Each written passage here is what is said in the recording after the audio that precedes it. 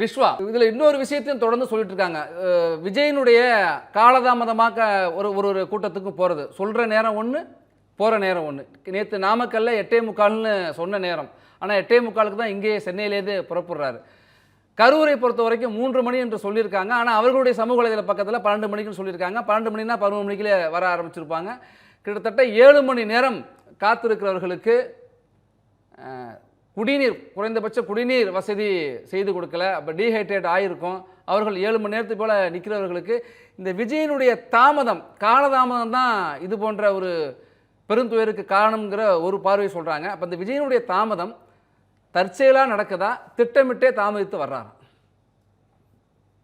விஜய் ஒரு காலம் தவறாமையை அவர் கடைபிடிக்கணும் அப்படிங்கிற அது ஒரு பொதுவான ஒழுக்கம், ஒரு தலைவருக்கு உண்டான ஒழுக்கம் ஒருபுறம் இருந்தாலும், இந்த பொதுவாக இந்த பரப்புரைக்கு வரக்கூடிய தலைவர்கள் காலதாமதமா வர்றாங்க. அதனாலதான் இந்த பிரச்சனை ஏற்பட்டதுல நான் கருத்து முழுமையா மாறுபடுறேன். என்ன காரணம்னா, எம்ஜிஆர் அவர்கள் முதல் நாள் இரவு 6 மணிக்கு வருவார் ஒரு பாயிண்ட்டுக்கு, ஒரு ஊருக்கு அப்படின்னா, அடுத்த நாள் காலையில 11 மணிக்கு வந்ததெல்லாம் உண்டு. சில ஜெயலலிதா அவர்கள் கொள்கை பரப்பு செயலாளராக இருந்த போது முதல் நாள் இரவு 10 மணிக்கு அவர் வருவார் என்று மக்கள் காத்திருந்த போது அடுத்த நாள் வந்ததெல்லாம் உண்டு. கலைஞர் கருணாநிதி அவர்கள் 11 மணி நேரம் கடந்தெல்லாம் வந்திருக்கிறார். அதுவரையிலும் மக்கள் அங்கேயே அமர்ந்திருந்த காலமெல்லாம் உண்டு. ஆனால் என்னன்னா, இப்ப விஜய் ஒரு பேட்டர்ன் இவருடைய இந்த பரப்புரை பேட்டர்ன் அப்படிங்கிறது, இந்த செயல்பாடு அப்படிங்கிறது மிக அபத்தமான ஒன்றாக பார்க்கிறோம்.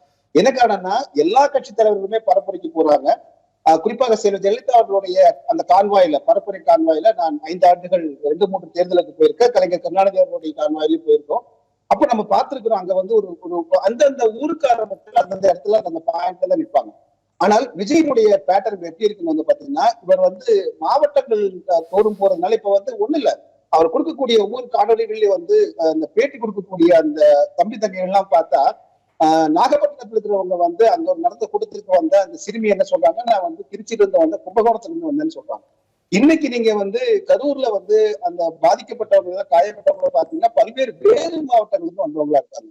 ஆனா இது முதல்ல அடிப்படையில ஒரு தவறா பார்க்கிறாரு. என்னன்னா, நீங்கள் இவ்வளவு பெரிய கூட்டம் தனக்காக இருக்கிறது, இது பல்வேறு மாவட்டங்களிலிருந்து கூட்டிட்டு அங்க நெருக்கடியா நிக்க வைக்கிறாங்க. இந்த அடிப்படை பேட்டர்னும் இதுதான் மிகப்பெரிய பிரச்சனையா நான் பார்க்கிறேன். நான் காலதாமதம் என்பது அது ஒரு ஓரமாக காத்திருப்பது என்பது வேறு. அவர்கள் காத்திருக்கக்கூடியவர்கள் 2 நாட்களும் காத்திருக்கக்கூடிய இருக்காங்க. எனவே அது நான் தவறா பார்க்கல. ஆனால் இந்த மக்கள் கூட்டத்தை ஒரே இடத்தில் கூட்டுவது, ஒரு நெருக்கடியான இடத்தில் கூட்டுவது, பல்வேறு மாவட்டங்களுக்கு கூட்டுவது, அதிலும் நீங்கள் சொல்வதை போல எந்த வசதிகளும் இல்லாமல் அவர்களை நிற்க வைப்பது, காத்திருக்க வைப்பது என்பதெல்லாம் மிக ஒரு தவறான ஒரு முன்னுதாரணமாக இருக்கிறது. எனவே தமிழ்நாட்டில் இதுவரைக்கும் எந்த அரசியல் கட்சி தலைவருமே போகாதது போலவும், இது போல அந்த கூட்டம் கூடாதது போலும் சொல்லக்கூடியதெல்லாம் ஏற்றுக்கொள்ள முடியவில்லை. ஏன் இதே நயன்தாராவுக்கு சேலத்துல பாத்தீங்கன்னா இதை விட பெரிய கூட்டம் சேலத்தில் கூடியது. அப்பெல்லாம் எந்த நெரிசலும் ஏற்படலையே. எனவே இதுல ஒன்று அது ஒரு நிகழ்வு அல்ல. நான் எப்படி குறிப்பிட்டது போல இது 3வது வாரம் போறாங்க. ஒன்று அடுத்ததான் நான் பார்த்தேன், காவல்துறை தரப்புல என்னதான் இவர்கள் 10,000 பேர் வருவார்கள் என்று குறிப்பிட்டாலும் கூட, காவல்துறைக்கும் இது 3வது வாரம், நீங்கள் குறிப்பிட்டது போல 6வது பயணம், 6வது பாயிண்ட் என்று சொல்லக்கூடிய முனை. ஆக இவர்கள் காவல்துறையினர் ஏற்கனவே இவர்கள் சொல்வதை போல இந்த கூட்டங்கள் இருப்பதில்லை. அதே போல இவர் சொல்வதை போல இவர்கள் ஒழுங்குமுறைகளை கடைபிடிப்பதில்லை. அந்த தம்பி தங்கைகள் எல்லாம் இன்னும் பக்குவம் இல்லாமல் தான் இருக்காங்க. எனவே காவல்துறை குறிப்பாக நுண்ணறிவு பிரிவு என்ன சொல்லுவாங்கன்னா, போர்காஸ்ட் கொடுப்பாங்கல்ல, சார் இவங்க 10,000 பேர் சொல்றாங்க, ஆனா அப்படி பார்த்தா அப்படி தெரியல, வெளியிலிருந்து வரக்கூடிய வாகனங்கள் இதெல்லாம் கணக்கு பார்த்தா நிறைய 20,000 தாண்டும் போல, எதுக்கும் நம்ம கூடுதல் போர்ஸ் போலீஸ் போர்ஸ் இறக்கலாம் அப்படின்னு நுண்ணறிவு பிரிவு கொடுத்திருக்க வேண்டும். அதை காவல்துறையினர் கண்காணித்திருக்க வேண்டும். காவல்துறை உயர் அதிகாரிகள் அதை கவனத்தில் கொண்டிருக்க வேண்டும் என்பதையும் அந்த இடத்துல நினைவுபடுத்துறேன். ஏன்னா இதற்கு பல எடுத்துக்காட்டுகளை நம்ம நேரடியா பார்த்திருக்கிறோம். சென்னையில நீங்க பாத்தீங்கன்னா ஒரு இஸ்லாமிய அமைப்பு நடத்தக்கூடிய ஒரு போராட்டத்துல சென்னை அண்ணா சாலையில அப்ப பாத்தீங்கன்னா ஒரு தவறான தகவல் என்னன்னா, குறைந்த அளவு தான் கூட்டம் வரும். அப்ப கமிஷனர் திரிபாதி அவர்கள் இருந்தார் நினைக்கிறேன். நான் குறைந்த அளவு தான் கூட்டம் வரும்னு நினைச்சாங்க. ஆனால் அந்த 17 அமைப்புகள் அன்னைக்கு சென்னை அண்ணா சாலை முழுவதும் அடைத்துக் கொண்டது. அதன் காரணமா நீங்க அன்னைக்கு இந்த காவல்துறை ஆணையராக திரிபாதி அவர்கள் நினைக்கிறேன், அவர்கள் இடமாற்றம் கூட செய்யப்பட்டாரு பார்க்கிறோம். எனவே இது போன்ற நீங்க அந்த தாமதமா வர்றது கூட பிரச்சனை இல்லை. ஏன்னா அது காலங்காலமா தலைவர்கள் நிறைய கூட்டங்களை தாமதம் வந்திருக்காங்க, அது ஒரு பெரிய விஷயம் இல்லைன்னு சொல்றீங்க. ஆனா இன்னொரு கேள்வி இங்க என்னன்னா, இப்போ நம்ம காட்சிகளை பார்க்கலாம், விஜய் பேசிட்டு இருக்கிறப்பவே 2 ஆம்புலன்ஸ் 2 முறை வருது. ஏற்கனவே அவருடைய பேருந்திற்கு ஆன இடம் அந்த சாலை முழுக்க நிறைந்திருக்காங்க. அவர் ஒரு பேருந்தில் வர்றாரு. அந்த பேருந்து வர்றப்ப அந்த இடத்துக்குள்ள இருக்கிறவங்க நிற்க வேண்டிய ஒரு சூழல். அதுக்கப்புறம் 2 முறை 2 ஆம்புலன்ஸ் வர்றப்ப அப்போ அந்த பகுதியில் இருக்கிறவங்களும் நெருக்கி செல்லக்கூடிய ஒரு நிலை ஏற்படுது. ஒரு பாயிண்டில் வந்து நிற்கிற இடத்துல சுற்றி மின் விநியோகம் இல்லை, வெளிச்சம் இருக்குது, குறைந்த ஒளி தான் அவர் பேசுகிறது கேட்குது. அப்போ கிட்ட வந்து கேட்கணுங்கிறப்ப இப்போ முண்டி அடிச்சுட்டு வர்றதுக்கு, நெரிசல் ஏற்படுறதுக்கு, மயக்கம் ஏற்படுறதுக்கு வாய்ப்பு இருக்குல்ல. அப்போ அதை சரியாக திட்டமிட்டுக்கணும்ல காவல்துறையும் சரி கட்சியும் சரி. இல்ல, இந்த மின்சாரம் நிறுத்தப்பட்டது அப்படின்னா கடந்த முறை பார்த்தனால அந்த மாவட்ட செயலாளரே எழுதி கொடுத்தாரு கேள்விப்பட்ட தாவேக்காரோட மாவட்ட செயலாளரே அசம்பாவிதம் ஏதும் நடந்துவிடக்கூடாது என்பதற்காகத்தான் மின்தடை செய்யப்பட்டதுன்னு ஒரு தகவல் இருக்கு. அதை முதல்ல உறுதிப்படுத்தணும். இது அரசாங்கம் வந்து மின்தடை ஏற்படுத்தியதா அல்லது இவர்களே வந்து, ஏன்னா காரணம் என்னன்னா அவங்க எல்லாமே செயற்கை முறையிலான மின்கலன்களை குறிப்பாக ஜெனரேட்டர் வைத்துதான் வந்து எல்லாமே செயல்பட்டுட்டாங்க.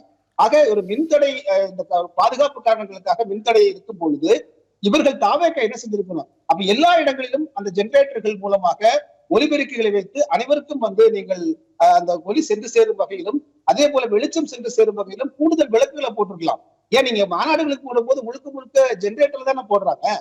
நீங்க 2 மாநாடுகள் நடத்திருக்காங்க தாவேக்கா, முழுக்க முழுக்க ஜென்செட் தானே பயன்படுத்துறாங்க, மின்சாரத்தை எடுத்து பயன்படுத்த முடியாது. ஆக அது போன்ற இது வந்து முன்னேற்பாடுகளை ஏன் செய்யலங்கிறதா நமக்கு, ஏன் இவ்வளவு அலட்சியமாக நான் சொல்ல காவல்துறை செய்யலங்க, காவல்துறை வந்து செய்யாதுன்னு வச்சுக்கோங்க. ஏனென்றால் அது விமர்சனம் அல்ல, உண்மையிலேயே இந்த விஜயினுடைய ஒட்டுமொத்தமான இந்த ஒரு விரும்பத்தகாத ஒரு கொடூரமான இத்தகைய நிகழ்வுகள் நடந்ததற்கு காரணம் அந்த ஊடகங்கள். குறிப்பாக ஊடகங்கள்லாம் எப்படின்னா முழுக்க முழுக்க தாவேக்காவிற்கு காலையிலிருந்து மாலை வரை, அதுவும் அவர்களுடைய அந்த பாடலை போட்டுக்கொண்டே, நீங்கள் குறிப்பாக அந்த விஜயனுடைய பாடலை போட்டுக்கொண்டே ஒளிபரப்பிய ஊடகங்களை நம்ம பார்க்கிறோம். இது ஒரு புறம் இருக்க, சமூக ஊடகங்களில் இன்ஃபுளுசர்ஸ் என்று சொல்வார்கள், அவர்களை எல்லாம் களம் இறக்கி ஆங்காங்கே அவர்கள் வந்து பாத்தீங்கன்னா எப்படி பரப்புரை செய்யறாங்கன்னா, நான் வந்து விஜய் 26 ஆண்டு காலமா காதலிக்கிறேன், எனக்கு திருமணம் ஆயிடுச்சுன்னு ஒரு பெண் சொல்றாங்க. இன்னொரு பெண் என்ன சொன்னாங்க, எனக்கு கணவரை விட விஜய் பிடிக்கும் என்று சொல்லுங்க. இவங்கெல்லாம் யாருன்னு வந்து பாத்தீங்கன்னா, அதே போல சில இடங்கள்ல வந்து ரொம்ப தெளிவாக பேசக்கூடியவங்க யாருன்னு வந்து பாத்தீங்கன்னா, அவர்கள் இயல்பாகவே தாவேக்காவினுடைய தொண்டர்களாக ரசிகர்களா இல்லை. ஏன்னா அவருக்கு அவனை பேச தெரியாது. இவர்கள் நல்ல ஒரு இன்ஃபுளுசர்ஸ் என்று சொல்லக்கூடிய அதிக அளவில் பார்க்கறவர்களை கொண்ட சமூக ஊடகங்கள், இன்ஸ்டாகிராம் உள்ளிட்ட பிரபலங்களை எல்லாம் வைத்துக் கொண்டு இது போன்ற பரப்புரைகளை செய்வது, காலையிலிருந்து மாலை வரை வந்து விஜய் வந்து கொண்டிருக்கிறார், சென்று கொண்டிருக்கிறார் என்று முழுக்க முழுக்க ஒரு ஹைப்பு. இப்போ பக்குவமானவங்களே நீங்க வந்து பாத்தீங்கன்னா சமூக ஊடகங்கள் வரதை பார்த்து சற்று ஒரு மயங்கக்கூடிய நிலை இருக்கிறது, ஊடகங்களை வரதை பார்த்து நம்பக்கூடிய நிலை இருக்கிறது. அப்ப மிக இளம் வயதுடையவர்கள் அது ஒரு நடிகரை பார்த்து அப்படியே வந்து கண்மூடித்தனமாக சில ஊடகங்கள் ஒரு பிம்பத்தை, இல்லாத பிம்பத்தை கட்டமைக்கிறார்களா, இல்ல இருக்கிற பிம்பத்தை மிகைப்படுத்துறாங்களா? இல்ல, அதான் தேவையே இல்லையே. நீங்கள் வந்து அவர் வருவது மக்கள் சேவைக்கு, ஒரு அரசியல் கட்சி தலைவராக வர்றாரு, அதற்கு நீங்கள் கொடுங்க. அவர் மக்கள் பிரச்சனை பத்தி ஏதாவது அங்க வந்து பேசியிருக்காங்களான்னா பேசவே இல்லை. அங்கங்க வந்துட்டு ஒரு 2-3 வந்து மிக சாதாரணமா அந்த ஊர்க்காரங்களுக்கு தெரிஞ்சளவு கூட அவருக்கு வந்து மக்கள் பிரச்சனைகள் அந்த பகுதியை பத்தி தெரியல.